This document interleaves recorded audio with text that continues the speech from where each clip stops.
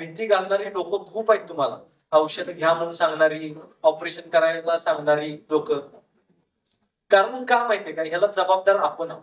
आपण काय करतो की सांगितल्यानंतर कितीतरी कोणीतरी सांगतंय, डॉक्टर नसतात ते, कोणतरी मित्र सांगतोय अंगावर काढू नकोस बघ जरा, ते बघतो आपण आणि त्याच्यातून जे आपण काय जे औषध घ्यायला चालू करतो याचे साईड इफेक्ट होतात हे डॉक्टर लोकांना पण माहिती असतात. पण नाही ना, तुमचीच मानसिकता बदलत नाही तर ते तरी काय करणार तुमच्यासाठी.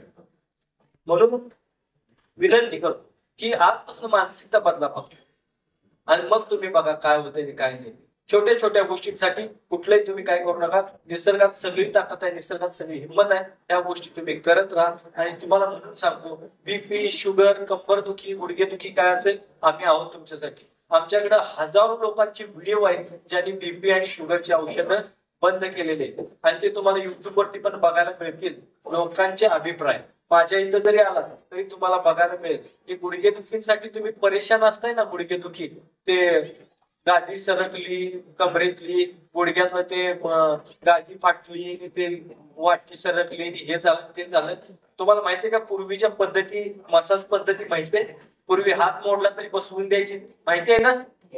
मग आता काय मेलीत का माणसं? ती शिक्षण मेलं का ते हाय, पण आम्ही तिकडे जात नाही, आम्ही देतो ते बसून. आमच्या इथं सगळी माणसं, आमची टीम आहे अक्कड, जवळपास 500-550 लोकांची टीम आहे की आम्ही याच कामात आहे. आम्ही पौराणिक शिक्षण सगळं घेतलेलं आहे. हात मोडला तर कसा बसवायचा, गुडघा दुखतोय, आम्ही 10-15 मिनिटात ओके करून देतोय. अर्ध्या तासात आम्ही कंबरदुखी घालून, स्लिप डिस्क असू दे, तर तुमचा गॅप असू दे, नाही काही असू दे, सगळं शरीर रिपेअर करतं. या हल्ली 25-25 वर्षाच्या मुलांना शुगर, बीपी आणि संधिवात काय चाललंय हे?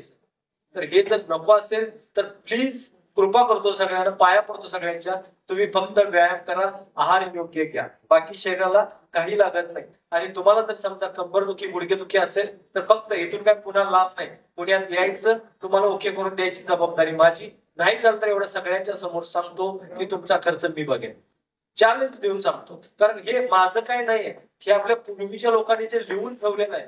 नाही, टाळ्या वाजवण्यापेक्षा नाही, हे माणसानं माणसासाठी करायला पाहिजे.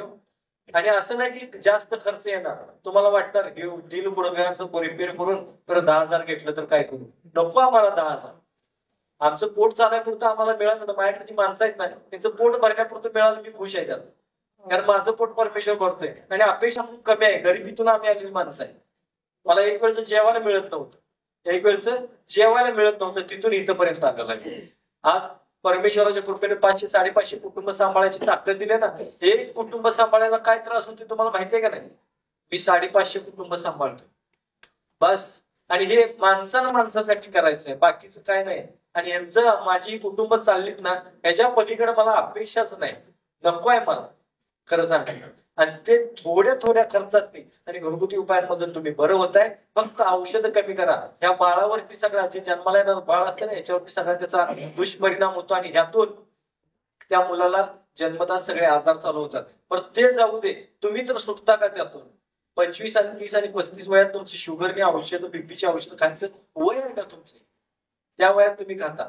तर हे जर वाचायचं असेल तर तुम्हाला सांगतो, विनंती आहे की सगळ्यात महत्वाचं 2-3 गोष्टी. कॅन्सर पासून वाचायचं तर व्यायाम करा, योग्य आहार घ्या. शरीरात एवढी इम्युनिटी, ताकद एवढी वाढली पाहिजे, कुठलाही जंतू असू दे, कुठलाही विषाणू असू दे, शरीरात घुसताच कामा नये. आणि जरी घुसला तर त्याला मारायची ताकद आपल्या पेशींमध्ये असायला पाहिजे. त्यासाठी फक्त आणि फक्त खुराक गरजेचं आहे, अन्न गरजेचं आहे वेळेत, आणि तुम्हाला व्यवस्थित. तुम्ही औषधं वेळेत घ्याल पण अन्न वेळेत घेणार नाही. आजपासून वेळेत अन्न घ्यायचं आणि व्यायाम त्याला दुप्पट करायचं. तुम्हाला काही झालं तर मी आहे सोबत, माझी तोडकर संजीवनी आकड तुमच्या सोबत आहे, हे विसरू नका तुम्ही, हे लक्षात ठेवायचं. आता छोटे आपल्याला कुठलाच आजार होऊ नये असं वाटतंय ना, नक्की काय किंवा असल्याला निघून जावं असं वाटतंय ना, त्यासाठी 2-3 गोष्टी करायची. पहिली, किडनीचं फिल्टरेशन व्यवस्थित राहिलं पाहिजे, किडनीने सगळं फिल्टर केलं पाहिजे व्यवस्थित. तर त्यासाठी छोटा कांदा घ्यायचा, चिरायचा, 3 ग्लास पाण्यात टाकायचं, आठवून 1-1.5 ग्लास करायचं, वस्त्रगाळ करायचं, हे पाणी प्यायचं. फक्त 15 दिवस करायचं वर्षातून, पूर्ण किडनी फिल्टर होऊन जाते तुमची, स्वच्छ होऊन जाते वर्षातून 15 दिवस. माता भगिनींना विनंती आहे, डिप्रेशन मध्ये तुम्हाला जायचं असेल तर गेला असाल तर बाहेर येण्यासाठी अनामिक भीती, हृदयाची धडधड कशानेही वाढते काय माहित नाही, आणि तुम्हाला वाटते मला काय तर झालंय का काय कोणाच ठाऊक, आणि त्या विचारानं तुम्ही झोपत पण नाही, झोप नीट होत नाही, तर गाजरा जरा फुलपात्र भरून घ्यायचं, त्यात एक चमचाभर मध घालायचं, मिक्स करायचं, हे सकाळी सकाळी नाश्त्याच्या वेळेस प्यायचं. तिसऱ्या दिवसापासून हृदयाची धडधड बंद होऊन जाईल, अनामिक भीती कमी व्हायला लागेल. मध लक्षात आलं ना तुम्हाला? गाजराचा रस आणि मध हे करायचं. लसूण पाकळी आणि मध, हृदयाचा जर तुम्हाला काही त्रास होत असेल, छातीत कळ येते, दुखते असं जर वाटत असेल तर मध आणि शुगर असू दे बरं का, त्याचा काय फरक पडत नाही. मध आणि लसूण एकत्र मिक्स करायचं, हे खायचं.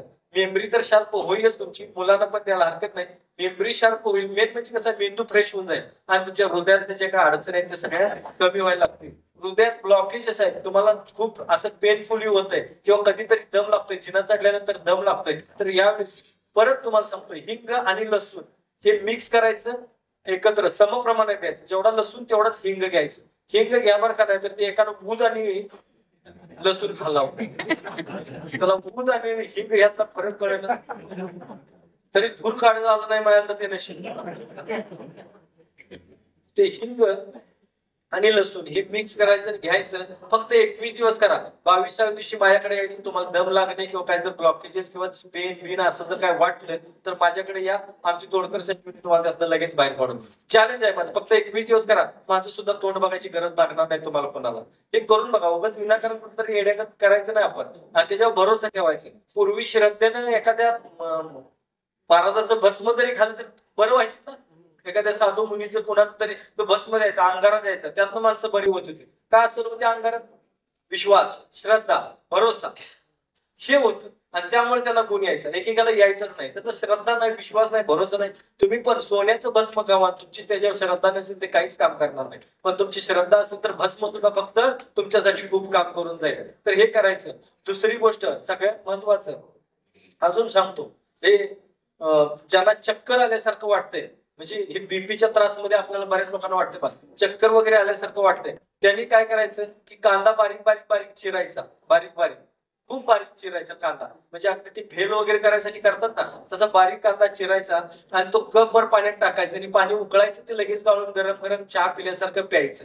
त्याच्यात एखादी लवंग टाकला तर सगळ्यात बेस्ट. ज्या दिवशी कराल त्या दिवसापासून चक्कर येणं बंद होऊन जाईल. फक्त करून बघा या गोष्टी. अजून जर सांगायचं झालं तर तुम्हाला पोटा साफ होत नाही म्हणून बऱ्याच लोकांना एक त्रास असतो बघा, किंवा झोप येत नाही. पहिली गोष्ट झोप येत नाही म्हणून काय करायचं, गरम पाणी घ्यायचं एक बकेटभर, आणि त्याच्यात म्हणजे अर्धा बकेट, त्याच्यात मूठभर मीठ घालायचं, पाय सोडून बसायचं. 20 मिनिटात तुम्ही घोरायला चालू, त्या जाग्यावरच. अजून जर समजा तुम्हाला ज्यांना शुगर आहे, बीपीचा त्रास आहे, ज्यांना झोप नीट होत नाही, किंवा नेहमी झोपून उठलं तरी अजून पूर्ण झालीच नाही हो झोप, असं ज्यांना वाटतंय त्यांनी काय करायचं, कडुलिंबाची पानं आणि खोबरेल तेल समप्रमाणात घ्यायचं. कडुलिंबाची पानं खोबरेल तेलात टाकायचं, ते उकळायला चालू करायचं, आणि थोड्या वेळात ते मंद आचेवरती उकळलं तसं त्याचं हिरव्या रंगाचं तेल तयार होते. वस्त्रगाळ करायचं. हे तेल आठवड्यात फक्त 2च वेळा लावायचं डोक्याला, बस 2 वेळा लावायचं. लावल्यानंतर अर्ध्या तासाच्या तुम्ही गुडू झोपणार, अंगावर हत्ती गेला तरी उठणार नाही. चॅलेंज आहे. आणि त्याच्यानंतर किमान 4 दिवस तुम्हाला कुठल्याही प्रकारची झोप पूर्ण झालेली नाही किंवा आळस अंगात आहे हे काही राहत नाही बरं का, काही राहत नाही. आठवड्यात फक्त 2 वेळा करा, आणि याच्यातून केसात पुरळ आलेले, पिंपल्स आलेले किंवा केस तुमचे खराब झालेले असतात ना, हे सुद्धा त्यातून रिपेअर होऊन जातात. असं खूप सारं एका बरंच काय काय होतं. तर माता भगिनींना मी सांगता मग थांबलो की कॅन्सर पासून वाचायचं, कॅन्सर पासून वाचायचं असेल, कॅन्सर जर तुम्हाला नको असेल तर पहिली हिंमत ठेवायची, व्यायाम करायचा. हिंमत आहे ना, हिंमत ठेवा. आम्ही आहोत तुमच्या सोबत. तोडकर संजीवनी सदैव तुमच्या सोबत उभा राहील. आणि असं नाही की आम्ही नुसतं बोलून, येऊन तर बघा. चॅलेंज आहे माझं, आम्ही आहोत तुमच्या सोबत. हो का, खरं आहे. कोण जर म्हणलं ना की काय कसं काय बरं आहे का, तर नुसतं म्हणलं तर आपल्याला कसं वाटतंय, तो काय करतो का माणूस, पण बरं आहे का म्हणून विचारल्यावर कसं वाटतंय, आधार वाटतोय की नाही, बरं वाटतंय की नाही. तसं आम्ही तुमच्या सोबत आहोत. काय कसं काय बरं आहे का म्हणलं की आय एम ओके म्हणायचं, तसं आम्ही ओके आहे, ठीक आहे, आणि आम्ही आहोत, काय भ्यायची गरज नाही. आम्ही नुसतं म्हणणार नाही तर करून पण दाखवी. आणि मी काय कुठं काय पॉलिटिकली लँग्वेज वापरत नाही किंवा तसं काय मी बोलत नाही राजकारणातलं. तुम्ही बघा, या निसर्गातल्या बऱ्याच गोष्टी मला माहिती आहेत, आणि त्या आमच्या पूर्वीच्या लोकांच्याकडून मी वाचलेलं आहे, सगळं बघितलेलं आहे.